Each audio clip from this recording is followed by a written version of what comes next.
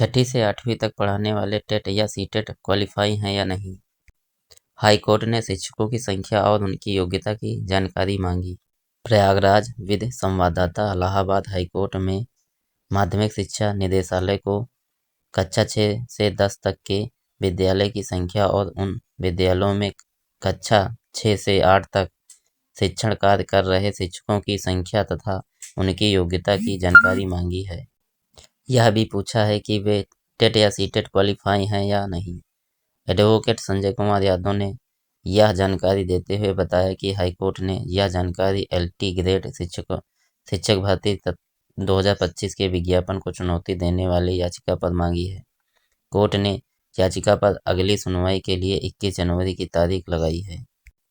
याचिकाओं के अभियंता संजय कुमार यादव ने बताया कि LT ग्रेड शिक्षक भर्ती के लिए अनिवार्य योग्यता में TET को शामिल नहीं किया गया है, जो अनिवार्य योग्यता है।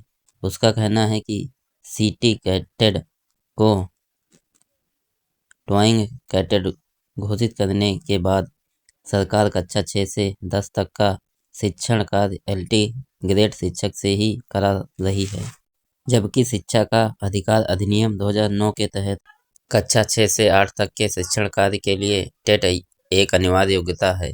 हाल ही में सुप्रीम कोर्ट ने यह आदेश में कहा कि जो शिक्षक पहले से नियुक्त हैं और उनका कार्यकाल 5 वर्ष से अधिक है, वे 2 वर्ष के भीतर टेट योग्यता प्राप्त कर अन्यथा सर्टिफिकेट छोड़ कर दें।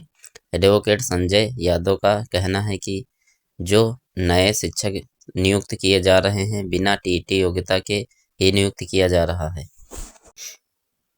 प्रयागराज कार्यालय संवाददाता उत्तर प्रदेश शिक्षा सेवा चयन आयोग की ओर से अगस्त में शिक्षक पात्रता परीक्षा TET को तारीख 29-30 जनवरी 2026 प्रस्तावित की गई थी। सूत्रों के अनुसार मंगलवार को हुई आयोग की बैठक में TET पर चर्चा हुई।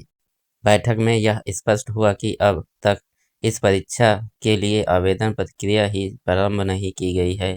ऐसे में प्रस्तावित तिथियों पर परीक्षा आयोजित कराया जाना संभव नहीं है।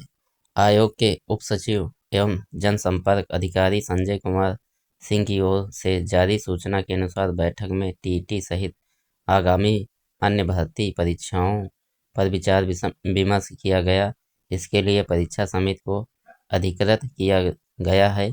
समिति की ओर से परीक्षा तिथियों पर विचार कर निर्णय लिया जाएगा, जिसके आधार पर आयोग की आगामी बैठक में भर्ती परीक्षाओं की अंतिम तिथि तय की जाएगी। इसके साथ ही परीक्षा आयोजन से संबंधित विभिन्न एजेंसी के साथ किए जाने वाले समझौते ज्ञापन MOU तथा मानक संचालन प्रक्रिया SOP पर परीक्षा नियंत्रक की ओर से विस्तृत प्रस्तुतिकरण दिया गया।